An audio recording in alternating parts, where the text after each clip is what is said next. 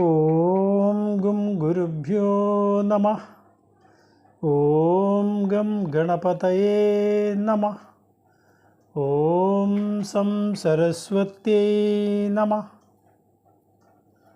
കോമളം കൂജയൻ വേണും ശ്യാമളോയം കുമാരകഃ വേദവേദ്യം പരം ബ്രഹ്മ ഭാസതാം പുരതോ മമ. എല്ലാവർക്കും നമസ്കാരം. ഇന്ന് ശ്രീമദ് ഭഗവത്ഗീതയിലെ 4-ാം അധ്യായത്തിലെ 37 മുതൽ 42 വരെയുള്ള ശ്ലോകങ്ങൾ നോക്കാം. യഥൈധാംസി സമിദ്ധോഗ്നിർഭസ്മസാത് കുരുതേർജുന ജ്ഞാനാഗ്നി സർവകർമാണി ഭസ്മസാത് കുരുതേ തഥാ. യഥാ ഏധാംസി സമിദ്ധഃ അഗ്നിഃ ഭസ്മസാത് കുരുതേ അർജുന ജ്ഞാനാഗ്നി സർവകർമാണി ഭസ്മസാത് കുരുതേ തഥാ. യഥാ ഏതാംസി ഏത് പ്രകാരത്തിലാണോ വിറകൊള്ളികൾ സമിദ്ധഃ അഗ്നി സമൃദ്ധമായിരിക്കുന്ന അഗ്നിയിലേക്ക് വീണു കഴിഞ്ഞാൽ ഭസ്മസാത് കുരുതേ അതിനെ ഭസ്മമാക്കി കളയുന്നത് അർജുന. ജ്ഞാനാഗ്നി ജ്ഞാനമാകുന്ന അഗ്നിയാവട്ടെ സർവകർമാണി എല്ലാ കർമ്മങ്ങളെയും ഭസ്മസാത് കുരുതേ തഥാ ഭസ്മമാക്കി കളയും എന്ന്. ഏത് പ്രകാരത്തിലാണോ സമൃദ്ധമായി ജ്വലിച്ചുകൊണ്ട് നിൽക്കുന്ന അഗ്നിയിലേക്ക് വിറകൊള്ളികൾ പതിച്ചു കഴിഞ്ഞാൽ നിമിഷ നേരം കൊണ്ട് അത് ഭസ്മമായി മാറുന്നത്, അതുപോലെ ജ്ഞാനമാകുന്ന അഗ്നിയിൽ എല്ലാ കർമ്മങ്ങളും ഭസ്മമാക്കപ്പെടുന്നു എന്നാണ് ഈ ശ്ലോകത്തിൽ പറയുന്നത്. ഇതിൽ കർമ്മങ്ങൾ സഞ്ചിതമെന്നും പ്രാരബ്ധമെന്നും ആഗാമികമെന്നും പറഞ്ഞ 3 തരത്തിലുണ്ട്. അനേക ജന്മങ്ങളായി നമ്മൾ നേടിയെടുത്തതായ സഞ്ചയിക്കപ്പെട്ടതായ കർമ്മങ്ങളാണ് സഞ്ചിത കർമ്മങ്ങൾ. അത് കഴിഞ്ഞിട്ട് ഈ ജന്മത്തിൽ ആ കൂട്ടിവച്ചിരിക്കുന്ന കർമ്മങ്ങൾക്കുള്ള പ്രായശ്ചിത്തങ്ങൾ അനുഭവിച്ച് തുടങ്ങുന്ന ഈ ജന്മത്തെയാണ് പ്രാരബ്ധം എന്ന് പറയുന്നത്. ഇനി ഭാവിയിൽ ഇപ്പോൾ ചെയ്യുന്ന കർമ്മങ്ങൾ മൂലം ഉണ്ടാകാവുന്ന വാസനകൾ, അത് കാരണം നേടാൻ പോകുന്ന കർമ്മങ്ങളെ ആഗാമികം എന്നും പറയുന്നു. ഈ ജന്മത്തിൽ അനുഭവിക്കേണ്ടവയും ഫലം അനുഭവിച്ചു തുടങ്ങിയതുമായ കർമ്മങ്ങളാണ് പ്രാരബ്ധം. ഇതിൽ സഞ്ചിതവും ആഗാമികമായ കർമ്മങ്ങളാണ് ജ്ഞാനാഗ്നിയിൽ ഭസ്മമാകുന്നത്. എന്നാൽ ഫലം ലഭിച്ചു തുടങ്ങിയിരിക്കുന്ന കർമ്മങ്ങളാകുന്ന പ്രാരബ്ധം ആവട്ടെ, അത് ജ്ഞാനി ശരീരം കൊണ്ട് അനുഭവിച്ച് തന്നെ തീരേണ്ടതാണ്. സഞ്ചിതവും ആഗാമികവുമായ കർമ്മങ്ങൾ എല്ലാം ഈ ജ്ഞാനാഗ്നിയിൽ ദഹിച്ച് നമ്മളെ മോചിപ്പിക്കുമ്പോൾ പ്രാരബ്ധം ആകുന്ന കർമ്മങ്ങൾ അതിനുള്ള ഫലങ്ങളെ ഈ ശരീരത്തിൽ ഇരുന്നു കൊണ്ട് തന്നെ അനുഭവിച്ച് തീർക്കണം എന്നാണ് പറയുന്നത്. ഇപ്രകാരമുള്ള സഞ്ചിതവും ആഗാമികവുമായ കർമ്മങ്ങളെയൊക്കെ ശോഷിപ്പിക്കുന്നതിനാണ് ഈശ്വരോപാസനയും അതുവഴി ഭക്തിമാർഗവും ജ്ഞാനമാർഗവും എല്ലാം നമ്മളെ സഹായിക്കുന്നത്. ഏതെങ്കിലും ഒരു തെറ്റ് നമ്മൾ അറിഞ്ഞോ അറിയാതെ ചെയ്തു പോയാൽ അതിന് നിശ്ചയിക്കപ്പെട്ടുള്ള കർമ്മങ്ങളുണ്ട്, പശ്ചാത്താപ കർമ്മങ്ങളുണ്ട്, അല്ലെങ്കിൽ പരിഹാര കർമ്മങ്ങളുണ്ട്. അതെല്ലാം അനുഷ്ഠിച്ചു കഴിയുമ്പോൾ ചെയ്തു പോയ പാപങ്ങളുടെ എല്ലാം പാപഫലം നമ്മളിൽ നിന്ന് വിട്ടകലും. എങ്കിലും സമാനമായ സാഹചര്യത്തിൽ വീണ്ടും അതേ പാപം അനുഷ്ഠിക്കാൻ ഉള്ള സാധ്യത വാസനാരൂപത്തിൽ നമ്മളിൽ തന്നെ നിലനിൽക്കുന്നു. നാരായണീയത്തിലെ 22-ാമത്തെ ദശകത്തിലെ 7-ാമത്തെ ശ്ലോകത്തിൽ പറയുന്നുണ്ട്, ശ്രുതി സ്മൃതിഭ്യാം വിഹിതാവ്രതാദയ പുനന്തി പാപം ന ലുനന്തി വാസനം അനന്തസേവാതു നികൃന്തതി ദ്വയീം ഇതി പ്രഭോ ത്വത്പുരുഷാപഭാഷിരേ. ശ്രുതികളിലും സ്മൃതികളിലും ഒക്കെ വിഹിതമായിരിക്കുന്ന പ്രായശ്ചിത്ത കർമ്മങ്ങൾ കൊണ്ട് ചെയ്തു പോയ പാപങ്ങളുടെ ഫലമെല്ലാം നമ്മെ വിട്ടകലുമെങ്കിലും വീണ്ടും സമാനമായ സാഹചര്യത്തിൽ പാപം അനുവർത്തിക്കുവാനുള്ള സാധ്യത ആ വാസന നമ്മളിൽ നിലനിർത്തുന്നതാണ്. ഈ വാസനയും കൂടി നശിപ്പിക്കുന്നതിനാണ് ഈശ്വരനാമങ്ങളെ പ്രകീർത്തിക്കണം അല്ലെങ്കിൽ നിരന്തരം ഉരുവിടണം എന്നെല്ലാം പറയുന്നത്. അതും നാരായണീയത്തിൽ പിന്നീട് വരുന്ന 9ാമത്തെ ശ്ലോകത്തിൽ വീണ്ടും പറയുന്നുണ്ട്. നൃണാം അബുദ്ധ്യാഭിമുകുന്ദ കീർത്തനം ദഹത്യഖൗഖാൻ മഹിമാസ്യതാദൃശ യഥാഗ്നിരേതാംസി യദൗഷധം ഗതാൻ ഇതി പ്രഭോ ത്വത്പുരുഷാബഭാഷിരേ. നൃണാം അബുദ്ധ്യ അഭി മുകുന്ദ കീർത്തനം. മനുഷ്യർ അറിയാതെയാണെങ്കിലും മുകുന്ദനെ കീർത്തിച്ചു കഴിഞ്ഞാൽ ദഹതി അഖൗഖാൻ, അത് ഈ പാപസമൂഹങ്ങളെയൊക്കെ ദഹിപ്പിച്ചു കളയുന്നു. അത് ഏത് പ്രകാരത്തിലാണെന്നാൽ ഈ വിറകൊള്ളികൾ സമൃദ്ധമായ അഗ്നിയിലേക്ക് ഇട്ട് കഴിഞ്ഞാൽ എങ്ങനെയാണോ, യഥാ ഔഷധം ഗതാൻ, ഏത് പ്രകാരത്തിലാണോ ഔഷധ സേവ കൊണ്ട് രോഗത്തിന് ശമനമുണ്ടാകുന്നത്, ശാന്തി ഉണ്ടാകുന്നത്, അതുപോലെ ഈ നാരായണ നാമങ്ങളെ സങ്കീർത്തനം ചെയ്തു കഴിഞ്ഞാൽ ഇതെല്ലാം ഇല്ലാതാകും എന്നുകൂടി പറയുന്ന ആ നാരായണത്തിലേക്ക് എടുത്തിരിക്കുന്ന ശ്ലോകത്തിൻ്റെ ഉറവിടവും ഈ ശ്ലോകം തന്നെയാണ്. യഥൈതാംസി സമിദ്ധോഗ്നി എന്ന് പറയുന്ന ശ്ലോകം. അപ്പോൾ ഈ 3 കർമ്മങ്ങളെയും അതിൻ്റെ കർമ്മഫലങ്ങളെയും ശോഷിപ്പിക്കുക എന്നതാവണം മനുഷ്യരുടെ ലക്ഷ്യം തന്നെ. എന്തുകൊണ്ടാണെന്നാൽ ഈ ജന്മജന്മാന്തരങ്ങളിലൂടെ കടന്നു പോകേണ്ടതായ ജീവാത്മാവിൻ്റെ ഈ വിഷമാവസ്ഥയ്ക്ക് എപ്പോഴും കാരണമായിരിക്കുന്നത് കർമ്മങ്ങളാണ്. ആ കർമ്മങ്ങളെ, അതിൻ്റെ കർമ്മഫലങ്ങളെയൊക്കെ ഇല്ലാതാക്കുമ്പോഴാണ് പരമപദപ്രാപ്തിക്കായിട്ട് ആ ജീവാത്മാവ് അർഹമായിത്തീരുന്നത്. അതുകൊണ്ട് സഞ്ചിതവും പ്രാരബ്ധവും ആഗാമികവുമായ എല്ലാ കർമ്മങ്ങളും അതിൻ്റെ കർമ്മഫലങ്ങളും ഇല്ലാതായി തീരേണ്ട ആവശ്യത്തിലേക്കാണ് നമ്മൾ പരമമായി അറിവിനെ നേടണം എന്ന് ഗീതോപദേശം തരുന്നത്. യഥൈതാംസി സമിദ്ധോഗ്നിർഭസ്മസാത് കുരുതേർജുന ജ്ഞാനാഗ്നി സർവകർമാണി ഭസ്മസാത് കുരുതേ തദാ നഹി ജ്ഞാനേന സദൃശം പവിത്രമിഹ വിദ്യതേ തത്സ്വയം യോഗസംസിദ്ധ കാലേനാത്മനി വിന്ദതി. നഹി ജ്ഞാനേന സദൃശം പവിത്രം ഇഹ വിദ്യതേ തത് സ്വയം യോഗസംസിദ്ധ കാലേന ആത്മനി വിന്ദതി. ജ്ഞാനേന സദൃശം പവിത്രം ഇഹ ന വിദ്യതേ. ജ്ഞാനത്തിന് സമാനമായിട്ട് ശുദ്ധീകരിക്കുവാൻ കഴിയുള്ള ഒരു വസ്തു ഈ പ്രപഞ്ചത്തിൽ ഇല്ല തന്നെ. അതാവട്ടെ തത് സ്വയം യോഗസംസിദ്ധ കാലേന ആത്മനി വിന്ദതി. അത് യോഗനിഷ്ഠനായിരിക്കുന്ന ഒരാൾ അല്ലെങ്കിൽ യോഗസിദ്ധി നേടിയ ഒരാൾ കാലേന ആത്മനി വിന്ദതി, കാലക്രമം കൊണ്ട് തന്നിൽ തന്നെ അത് കണ്ടെത്തുവാൻ അയാൾ പ്രാപ്തനായിത്തീരുന്നു, അല്ലെങ്കിൽ തന്നിൽ തന്നെ കണ്ടെത്തുന്നു. നമ്മുടെ എല്ലാ കർമ്മങ്ങളെയും വരട്ടിക്കളയാൻ പ്രാപ്തമായ വസ്തുവാണ് ഈ ജ്ഞാനം എന്ന് പറയുന്നത്. ഇതിന് സമാനമായിട്ട് അല്ലെങ്കിൽ ഇതിന് തുല്യമായിട്ട് മറ്റൊരു വസ്തുവും ഈ പ്രപഞ്ചത്തിൽ ഇല്ല തന്നെ എന്ന് ഉറപ്പിച്ചു പറയുന്നു ഭഗവാൻ. അതാവട്ടെ കേവലം ഒരു ദിവസത്തെ പ്രയത്നം കൊണ്ട് ലഭിക്കുന്നതല്ല എന്നുകൂടി പറയുന്നു. അതിനായി നിരന്തരം പ്രയത്നിക്കേണ്ടിയിരിക്കുന്നു. അതാണ് കാലേന ആത്മനി വിന്ദതി എന്ന് പറയുന്നത്. ആ യോഗസംസിദ്ധനായാൽ പോലും അയാൾക്ക് കാലക്രമം കൊണ്ടേ നേടിയെടുക്കാൻ സാധിക്കും. അപ്പോൾ യോഗസിദ്ധി നേടുവാൻ തന്നെ വളരെയധികം പരിശ്രമം ആവശ്യമാണെന്നിരിക്കെ അപ്രകാരം യോഗസിദ്ധി നേടിയ ഒരാൾക്ക് പോലും വളരെ കാലം കൊണ്ടാണ് അത് നേടാൻ സാധിക്കുന്നത് എന്നാണ് ഇവിടെ പറയുന്നത്. അതുകൊണ്ട് നമ്മളുടെ ഈ മനുഷ്യ ശരീരം അതിലിരുന്നു കൊണ്ട് ഈ ജീവാത്മാവിനെ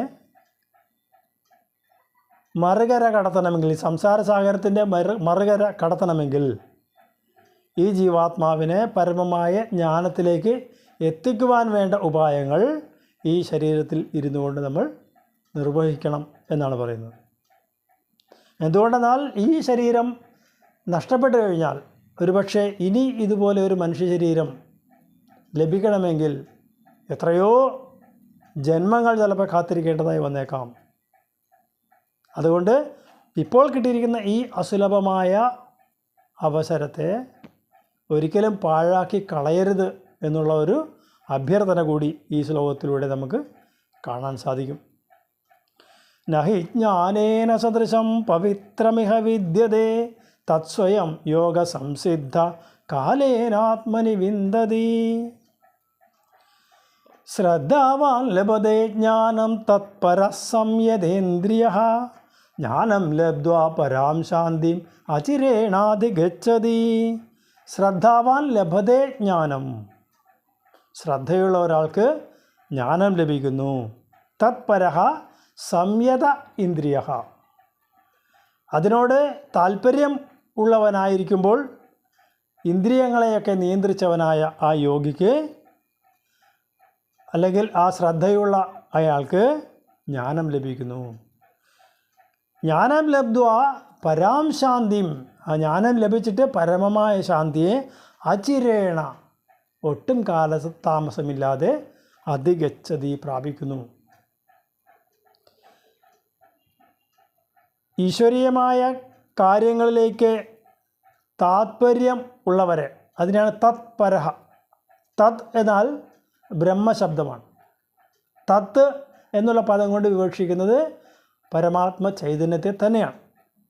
അപ്പോൾ തത്പരഃ എന്ന് പറഞ്ഞാൽ അത് നേടണം എന്നുള്ള ഒരു ആഗ്രഹത്തോട് കൂടിയിരിക്കുന്ന ഒരു യോഗി.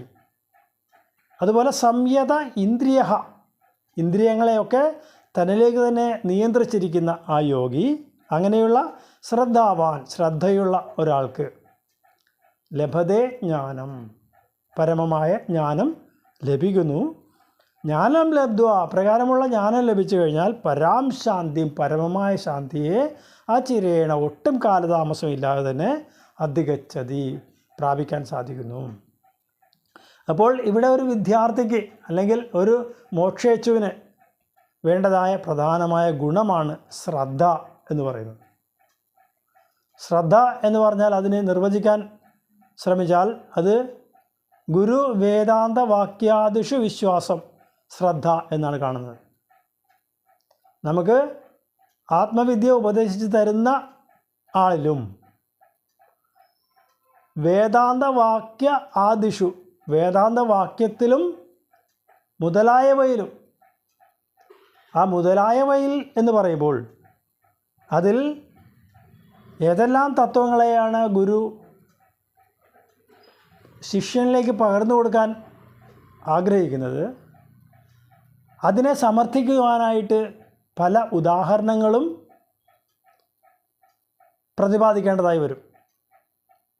അപ്പോൾ കേവലം തത്വങ്ങളെ മാത്രമല്ല ആ വേദാന്ത വാക്യങ്ങളെയും മാത്രമല്ല അതിനെ സമർത്ഥിക്കുവാനായിട്ട് ഗുരു ഉപയോഗിക്കുന്ന ഉദാഹരണങ്ങളിലും ഒക്കെ വിശ്വാസം ഉള്ളവർക്ക് ശ്രദ്ധയുണ്ടാവൂ എന്നാണ് പറയുന്നത്. ഏത് വിദ്യ ആയാലും നമ്മൾ ആരിൽ നിന്ന് അഭ്യസിക്കാൻ പോകുമ്പോഴും നമുക്ക് അറിയാത്തത് കൊണ്ടാണ് ആ വിദ്യയെ അഭ്യസിക്കാൻ മറ്റൊരാളെ നമ്മൾ ആശ്രയിക്കുന്നത്. നമുക്ക് ആ വിദ്യയെക്കുറിച്ച് അറിവുണ്ടായിരുന്നുവെങ്കിൽ അപ്രകാരം ഒരു ഗുരുവിൻ്റെ സാമീപ്യം നമുക്ക് ആവശ്യമില്ലാത്തതാണ്. അപ്പോൾ ഏതൊരു വിദ്യയാണെങ്കിലും അതിനെ നൽകുന്ന ആളെ ഗുരുവായി സങ്കല്പിക്കുകയും അയാൾ എന്തെല്ലാം ഉദാഹരണങ്ങളെ കൊണ്ട് തത്വത്തെ നമ്മളെ മനസ്സിലാക്കിപ്പിക്കാൻ ശ്രമിച്ചാലും അതിലെല്ലാം പൂർണ്ണമായ വിശ്വാസം ഉണ്ടാവുക മാത്രമാണ് ആ വിദ്യയെ നേടുവാനുള്ള ഏറ്റവും എളുപ്പമായ ഉപായം. അതേസമയം ഗുരുവിൻ്റെ വാക്യങ്ങളോട് സദാസമയവും ഒരു നിഷ്പത്തി കാണിക്കുകയാണെങ്കിൽ അല്ലെങ്കിൽ ഒരു താല്പര്യമില്ലായ്മ കാണിക്കുകയാണെങ്കിൽ നമ്മളുടെ ഈ ശ്രമം പൂർണ്ണമായ പരാജയമായി ഭവിക്കും. അതുകൊണ്ടാണ് ശ്രദ്ധ എന്ന് പറഞ്ഞാൽ വളരെ ആഴത്തിൽ അർത്ഥമുള്ളതും ആ ശ്രദ്ധയുണ്ടെങ്കിൽ മാത്രമേ നമുക്ക് പരമമായ ലക്ഷ്യത്തിലേക്ക് എത്താൻ സാധിക്കുകയുമുള്ളൂ എന്നുള്ള കാര്യം ഇവിടെ ഭഗവാൻ ഉപദേശിക്കുന്നത്. ശ്രദ്ധാവാൻ ലഭതേ ജ്ഞാനം തത്പര സംയതേന്ദ്രിയ ജ്ഞാനം ലബ്ധ്വാ പരാം ശാന്തിം അചിരേണാധിഗച്ഛതി. അജ്ഞശ്ച ശ്രദ്ധദാനശ്ച സംശയാത്മാ വിനശ്യതി നായം ലോകോസ്തി ന പരോ ന സുഖം സംശയാത്മനഃ. അജ്ഞഃ ച അശ്രദ്ധദാനഃ ച സംശയാത്മാ വിനശ്യതി ന അയം ലോകഃ അസ്തി ന പരഃ ന സുഖം സംശയാത്മനഃ. അജ്ഞഃ അറിവില്ലാത്തവൻ, അശ്രദ്ധദാനശ്ച ഈ ഒരു വിദ്യയിലും ശ്രദ്ധയില്ലാത്തവനും ആയ ആളുകൾ, സംശയാത്മാ തന്നെയുമല്ല ഈ ഗുരുവിൻ്റെ വാക്കുകളിലൊക്കെ സദാസമയം സംശയം ഉള്ളയാളാണെങ്കിൽ സഹ വിനശ്യതി അയാൾ നാശത്തെ പ്രാപിക്കുക തന്നെ ചെയ്യും. ന അയം ലോക അസ്തി അയാൾക്ക് ഈ ലോകവും ഇല്ല, ന പരഹ പരലോകവും ഇല്ല, ന സുഖം സുഖവും ഉണ്ടാവില്ല. ഏതാൾക്ക് സംശയ ആത്മനഃ എപ്പോഴും സംശയാലുവായിരിക്കുന്ന ഒരാൾക്ക് ഒരിക്കലും ഈ ലോകമോ പരലോകമോ അല്ലെങ്കിൽ സുഖമോ ഉണ്ടാവുകയില്ല എന്നാണ് പറയുന്നത്. അപ്പോൾ അജ്ഞൻ എന്ന് പറഞ്ഞാൽ അറിവില്ലാത്തവൻ, അറിവില്ലായ്മ എന്ന് പറഞ്ഞാൽ വലിയൊരു കുറവല്ല, പക്ഷേ അറിവ് നേടണം എന്നുള്ള ആഗ്രഹം ഉണ്ടാവണം. എത്ര പഠിപ്പിച്ചാലും ആ പഠിപ്പിക്കുന്ന പാഠങ്ങളെ ഗ്രഹിക്കുവാൻ താല്പര്യമില്ലായ്മ ഉണ്ടാവുകയാണെങ്കിൽ അങ്ങനെയുള്ളവരെയാണ് അജ്ഞൻ എന്ന് പറയുന്നത്. ഒന്നും അറിയാത്തവൻ, ഒന്നിലും താല്പര്യമില്ലാത്തവൻ. അശ്രദ്ധദാനഃ ച പഠിപ്പിക്കുന്ന വിഷയങ്ങളിലേക്ക് ഒരിക്കലും ശ്രദ്ധ എത്താത്ത ആളുകൾ. അതുപോലെ സംശയാത്മാ പഠിപ്പിക്കുന്ന വിഷയങ്ങളെക്കുറിച്ച് എത്ര തന്നെ പ്രതിപാദിച്ച് സമർത്ഥിച്ചാലും അതിനോടൊക്കെ ഒരു സംശയരൂപേണ സമീപിക്കുന്ന ആളുമാണെങ്കിൽ അയാൾ തീർച്ചയായും വിനശ്യതി നശിക്കും. അങ്ങനെയുള്ള ആളുകൾക്ക് ഈ ലോകവുമില്ല പരലോകവുമില്ല, ഒരിക്കലും സുഖവും ഉണ്ടാവുകയില്ല. ഇപ്രകാരമുള്ള സംശയാലുക്കൾക്ക് എന്നിവിടെ പറയുക. അപ്പോൾ പരമമായ പദത്തെ പ്രാപിക്കണം എന്ന് ആഗ്രഹമുള്ളവർ നിശ്ചയമായും അറിവിലേക്ക് എത്താനും അതുപോലെ ശ്രദ്ധയോടുകൂടി കാര്യങ്ങൾ പഠിക്കുവാനും പഠിപ്പിക്കുന്നവർ ഉപദേശിച്ചു തരുന്ന അറിവിൽ ഒട്ടും സംശയവും ഇല്ലാതിരിക്കുന്നവരാണെങ്കിൽ അവർക്ക് ഗുരുവിൻ്റെയും പൂർണ്ണമായ അനുഗ്രഹം പ്രാപ്തമാകും. അതിലൂടെ ആ അറിവിൻ്റെ പരമമായ കാഷ്ടയിൽ എത്തുവാനായിട്ട് അവർക്ക് സാധിക്കും. അല്ലാത്തവർക്ക് ആ ഗുരുവിൻ്റെ വാക്കുകളിലും ഉദാഹരണങ്ങളിലും ഒക്കെ സംശയം തോന്നുന്നവരാണെങ്കിൽ അവരെ സംബന്ധിച്ചിടത്തോളം ഒരിക്കലും നാശത്തിൽ നിന്ന് രക്ഷപ്പെടുവാൻ കഴിയുന്നതല്ല എന്നാണ് ഈ ശ്ലോകത്തിലൂടെ ഭഗവാൻ ഉപദേശിക്കുന്നത്. അജ്ഞശ്ചാശ്രദ്ധദാനശ്ച സംശയാത്മാ വിനശ്യതി നായം ലോകോസ്തി ന പരോ ന സുഖം സംശയാത്മനഃ. യോഗസന്യസ്തകർമാണം ജ്ഞാനസംഛിന്ന സംശയം ആത്മബന്ധം ന കർമാണി നിബധ്നന്തി ധനഞ്ജയ. യോഗസന്യസ്തകർമാണം ജ്ഞാനസംഛിന്ന സംശയം ആത്മബന്ധം ന കർമാണി നിബധ്നന്തി ധനഞ്ജയ. യോഗസന്യസ്ത കർമാണം യോഗങ്ങളെ കൊണ്ട് അല്ലെങ്കിൽ യോഗത്തെ കൊണ്ട് കർമ്മങ്ങളെയൊക്കെ ത്യജിച്ചവനും ജ്ഞാനസംഛിന്ന സംശയം ജ്ഞാനം കൊണ്ട് സംശയത്തെ മുഴുവൻ ഛേദിച്ചവനുമായ ആത്മബന്ധം ആത്മനിഷ്ഠനെ കർമാണി ന നിബധ്യന്തി കർമ്മങ്ങൾ ഒരിക്കലും കെട്ടിയിടുന്നില്ല അല്ലെങ്കിൽ ബന്ധിപ്പിക്കുന്നില്ല. ഏതൊരു ആത്മനിഷ്ഠനാണോ യോഗം കൊണ്ട് കർമ്മങ്ങളെ ത്യജിച്ചവനും ജ്ഞാനം കൊണ്ട് എല്ലാ സംശയങ്ങളെയും ദൂരീകരിച്ചവനുമായ അയാളെ ഒരിക്കലും താൻ ചെയ്യുന്ന കർമ്മങ്ങൾ ബന്ധിക്കുവാൻ കാരണമായി തീരുന്നില്ല. ആത്മനിഷ്ഠനായ അല്ലെങ്കിൽ ആത്മജ്ഞാനത്തെ നേടിയ ഒരാൾ ചെയ്യുന്ന കർമ്മങ്ങൾ എല്ലാം ഞാൻ ചെയ്യുന്നു എന്നുള്ള ബോധം പൂർണ്ണമായി ഉപേക്ഷിച്ചുകൊണ്ട് ചെയ്യുമ്പോൾ ആ കർമ്മഫലങ്ങൾ ഒരിക്കലും കർത്താവിനെ ബാധിക്കുന്നില്ല എന്നാണ് ഇവിടെ ഭഗവാൻ ഉപദേശിക്കുന്നത്. അജ്ഞാനികളായ നമുക്കെല്ലാം സദാസമയവും ഏത് കർമ്മങ്ങൾ അനുഷ്ഠിക്കുമ്പോഴും അത് ഞാൻ ചെയ്യുന്നു എന്നുള്ള ബോധത്തോട് ചെയ്യുന്നതുകൊണ്ട് ആ കർമ്മഫലത്തോട് നമ്മൾ ബന്ധിക്കപ്പെടുന്നു. അതേസമയം ജ്ഞാനികളായ ആളുകൾ പരോപകാരത്തിനായിക്കൊണ്ട് പല മാർഗങ്ങളും സ്വീകരിക്കുമ്പോൾ അതെല്ലാം കർമ്മഫലങ്ങളെ ഇച്ഛിക്കാതെയുള്ള കർമ്മങ്ങളാകുമ്പോൾ ആ കർമ്മങ്ങളിൽ നിന്നുള്ള ഫലങ്ങളും ആ ജ്ഞാനിയിലേക്ക് എത്തിച്ചേരുന്നില്ല എന്നാണ് പറയുന്നത്. അതുകൊണ്ട് സദാസമയവും ഏതേത് കർമ്മങ്ങൾ അനുഷ്ഠിക്കുമ്പോഴും അതെല്ലാം നിഷ്കാമകർമ്മമായി തീരാൻ പരിശ്രമിക്കണം എന്നുള്ള സൂചനയാണ് ഈ ശ്ലോകത്തിലും ഭഗവാൻ തരുന്നത്. യോഗസംന്യസ്തകർമാണം ജ്ഞാനസംഛിന്ന സംശയം ആത്മവന്തം ന കർമാണി നിബധ്നന്തി ധനഞ്ജയ തസ്മാദജ്ഞാനസംഭൂതം ഹൃസ്തം ജ്ഞാനാസിനാത്മനഃ ചിത്വൈനം സംശയം യോഗം ആദിഷ്ടോത്തിഷ്ഠ ഭാരത. തസ്മാത് അജ്ഞാനസംഭൂതം ഹൃസ്തം ജ്ഞാനാസിന ആത്മനഃ ചിത്വാ ഏനം സംശയം യോഗം ആദിഷ്ട ഉത്തിഷ്ഠ ഭാരത.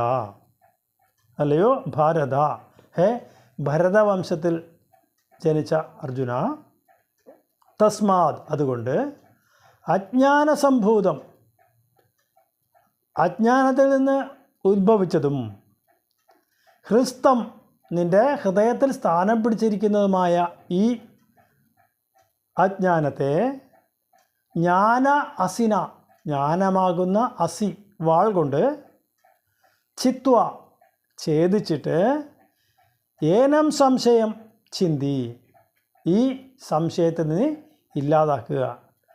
എന്നിട്ട് യോഗം ആദിഷ്ട കർമ്മയോഗത്തെ തന്നെ ആശ്രയിക്കുക. അതിനായിക്കൊണ്ട് ഉത്തിഷ്ഠ അതിനായിക്കൊണ്ട് ഉണരുക, എഴുന്നേൽക്കുക.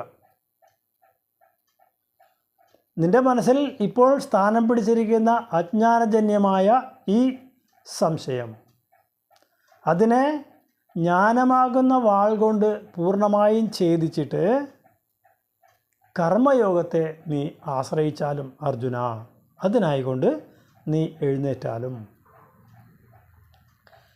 ഇവിടെ അർജുനോട് ഈ ശ്ലോകം ഉപദേശിക്കുമ്പോൾ അർജുനൻ തേർത്തട്ടിൽ അമ്പും വില്ലും ഒക്കെ ഉപേക്ഷിച്ച് താഴെ ഇരിക്കുകയാണ്. കൗരവ പാണ്ഡവ യുദ്ധം നടക്കുന്ന ആ സന്ദർഭത്തിൽ പാണ്ഡവരുടെ പ്രധാന വില്ലാളി വീരനായിരിക്കുന്ന അല്ലെങ്കിൽ നരനാരായണന്മാരായിരിക്കുന്ന ഭഗവാനും അർജുനനും ധർമ്മ സംസ്ഥാപനത്തിനായി കിട്ടിയിരിക്കുന്ന ഈ അവസരത്തിൽ ഇപ്രകാരമുള്ള ക്ലീബാവസ്ഥയൊക്കെ അർജുനൻ പ്രാപിച്ചാൽ ഏത് പ്രകാരത്തിലാണ് ധർമ്മത്തെ പുനഃസ്ഥാപനം ചെയ്യാൻ സാധിക്കുക? അവിടെ പ്രധാനമായ ഒരു രംഗം അഭിനയിക്കേണ്ട ആളാണ് അർജുനൻ.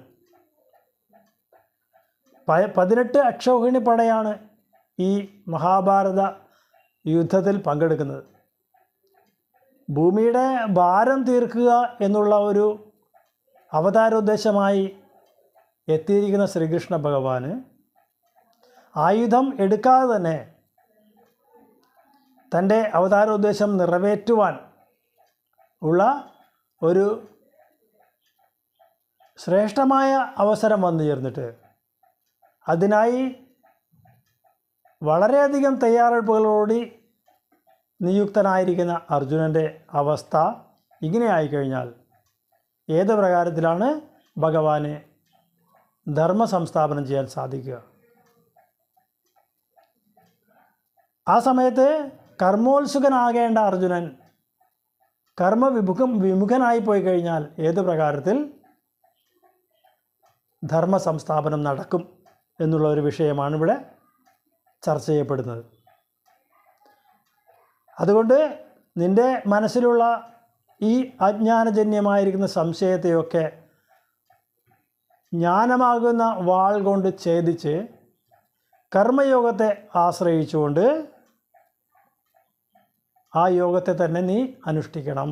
അതിനായി ഉണർന്നാലും എഴുന്നേറ്റാലും എന്ന് പറഞ്ഞുകൊണ്ട് ഈ 4-ാം അധ്യായവും ഭഗവാൻ സമർപ്പിക്കുന്നു. തസ്മാദജ്ഞാനസംഭൂതം ഹൃസ്തം ജ്ഞാനാസിനാത്മനഃ ചിത്വൈനം സംശയം യോഗം ആദിഷ്ടോത്തിഷ്ഠ ഭാരത. ഇത് ശ്രീമദ്ഭഗവത്ഗീതാസു ഉപനിഷത്സു ബ്രഹ്മവിദ്യായാം യോഗശാസ്ത്രേ ശ്രീകൃഷ്ണാർജുനസംവാദേ ജ്ഞാനകർമ്മസന്യാസയോഗോ നാമ ചതുർത്ഥോധ്യായഃ. കായേന വാചാ മനസേന്ദ്രിയൈർവാ ബുദ്ധ്യാത്മനൈവാ പ്രകൃതിർസ്വഭാവാത് കരോമി യദ്യത് സകലം പരസ്മൈ നാരായണായേതി സമർപ്പയാമി. ഓം പൂർണ്ണമദ പൂർണ്ണമിദം പൂർണ്ണാത് പൂർണ്ണമുദച്യത്തെ പൂർണ്ണസ്യ പൂർണ്ണമാദായ പൂർണ്ണമേവാവശിഷ്യത്തെ. ഓം ശാന്തി ശാന്തി ശാന്തി.